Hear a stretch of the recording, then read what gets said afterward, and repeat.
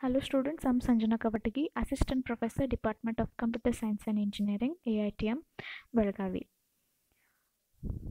Let us continue with the video lectures on computer organization.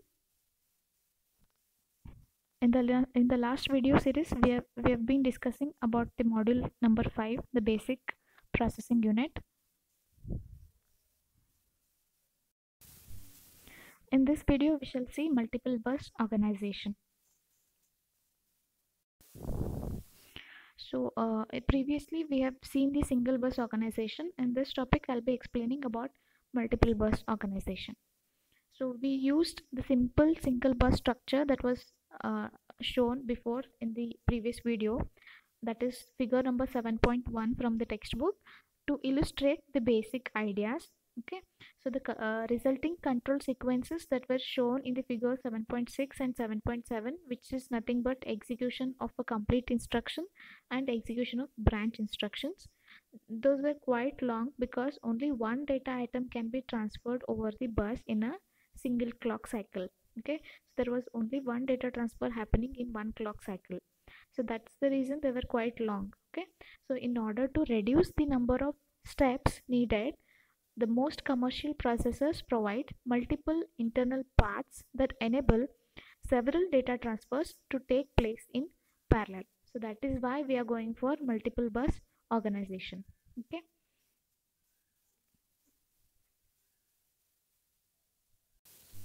the figure, it is the figure number 7.8 from the textbook. It depicts a 3-bus structure that is used to connect the registers and the ALU of a processor.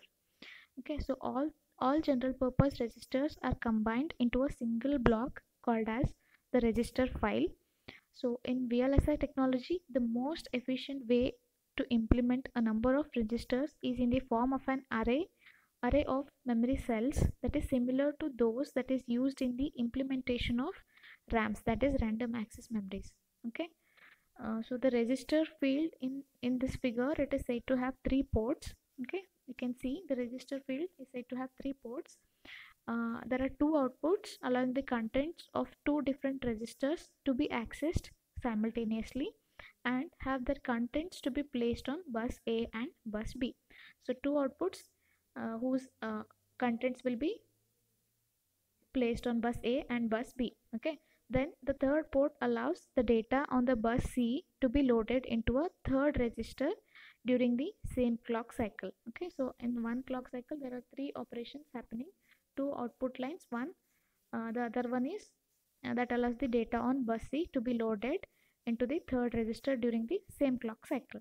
Okay, then buses A and B are used to transfer the source operands to the A and B inputs of the ALU, where an arithmetic or logic operation may be performed.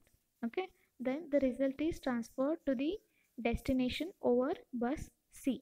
Okay, so if needed, the ALU may simply pass one of its 2 operands unmodified to bus C. Then we will call the ALU control signals for such an operation, that is R is equal to A or R is equal to B. Okay, then the 3-bus arrangement obviates the needs for the register Y and register Z in 7.1. There is no requirement of register Y and register Z in this case. Okay, then the second feature that is shown in the figure is the introduction of the incrementer unit, which is used to increment the PC value by 4. That is, program counter is automatically incremented by 4 with the help of this unit. Okay, in the previous one, what we used to do, we used to write a code to increment the, with the help of ALU only, we were adding value 4 to the previous PC value to get the updated PC value. But in this case, the incrementer unit is used, which is going to automatically increment the PC value by 4.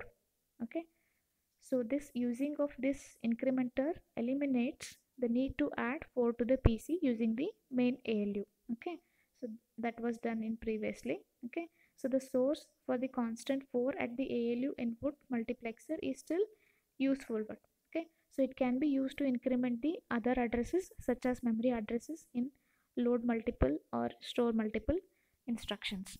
So that ALU is used for different purposes here. Incrementing PC value is done directly by the incrementer unit.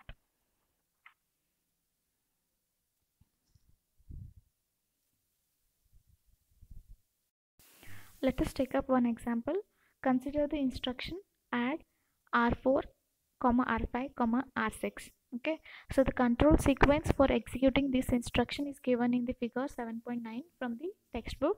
Okay, so I'll just go through the steps. There are 4 steps basically. First step is PC out, R equal to B, MAR in, read, increment PC.